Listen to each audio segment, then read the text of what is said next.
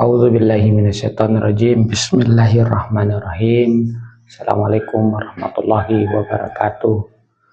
Alhamdulillahirrabbilalamin. Pada kali ini kita berjumpa lagi dalam video ataupun juga kajian Al-Hikam daripada Syekh Ibnu Athaillah As-Sakandari.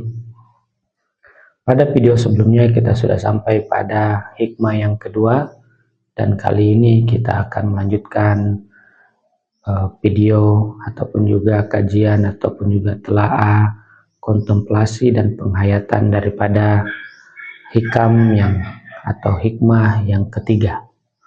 Pada hikmah yang ketiga ini Syekh Ibnu Athaillah, dari pembacaan saya, beliau bercerita tentang hidup ini memiliki sebuah hal yang kita sebut sebagai kadar ataupun ketentuan.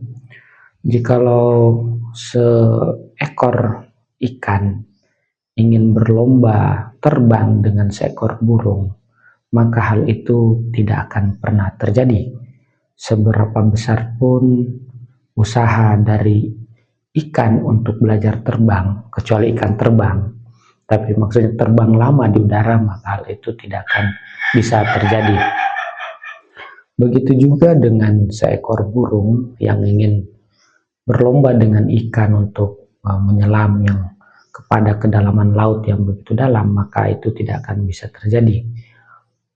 Dan misalnya seekor singa, kita ingin perlombakan dengan seekor buaya dalam hal seberapa lama mampu bertahan di dalam air, tentu tidak akan pernah bisa. Itulah yang disebut dengan kadar ataupun ketentuan yang tidak bisa dilampaui ataupun juga dihancurkan oleh kita. Misalnya kita sebagai manusia tidak akan bisa terbang seperti elang, tidak akan bisa menyelam seperti lumba-lumba, dan tidak akan bisa pernah memanjat pohon seperti monyet, selincah monyet. Dalam Al-Hikam hikmah yang ketiga ini, Syekh Ibnu Athaillah pun juga berbicara tentang bahwasanya dalam perjalanan spiritual orang-orang harus belajar tentang kadar atau belajar tentang kapasitas. Tidak semua orang memiliki kapasitas sama untuk melaksanakan hal yang sama. Maka daripada itu, setiap orang harus melihat kapasitas yang dimilikinya. Dalam hidup ini, perjalanan spiritual terkadang memakan korban. Ketika korban ini memiliki atau menghendaki ataupun ingin untuk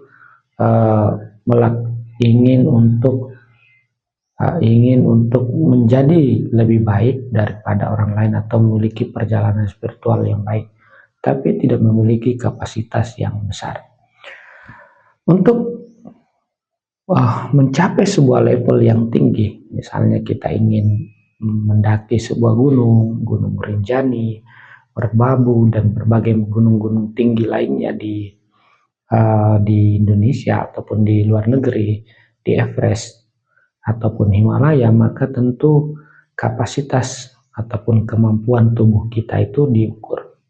Seorang yang ingin mendaki gunung Rinjani, Everest, harus menyiapkan badannya terlebih dahulu sebulan atau beberapa minggu untuk melakukan latihan bagi orang yang pertama kali untuk mendaki gunung tersebut.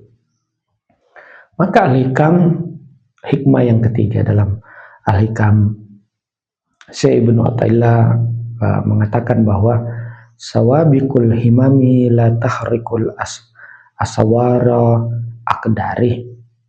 Di sini Ibnu Hikam tulis bahwasanya sawabikul himami, bahwa tekad yang bertubi-tubi datang ataupun juga tekad yang kuat, tekad yang mendorong kita untuk mencapai sebuah pencapaian tertentu dalam perjalanan spiritual ataupun juga dalam hidup ini, itulah tahrikul asawiro akdari, tidak akan mampu untuk menghancurkan atau membakar benteng-benteng ataupun juga pagar-pagar kadar.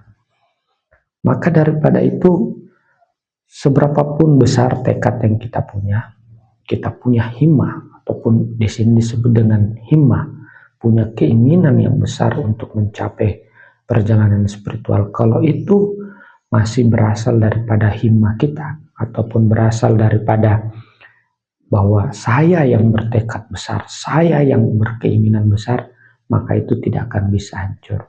Tapi perjalanan spiritual ataupun perjalanan kita dalam kehidupan ini, kalau yang bertekad ataupun yang menginginkan adalah kehendak ilahi, maka segala hal bisa terlaksana tanpa harus memberikan tekad yang bertubi-tubi.